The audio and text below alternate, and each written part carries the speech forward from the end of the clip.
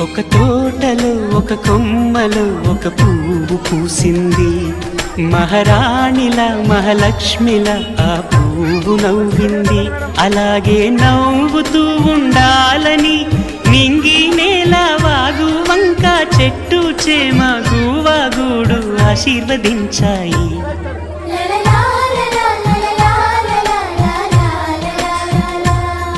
ఒక తోటలో ఒక కొమ్మలో ఒక పువ్వు పూసింది. మహారాణిలా మహాలక్ష్మిలా ఆ పువ్వు నవ్వింది.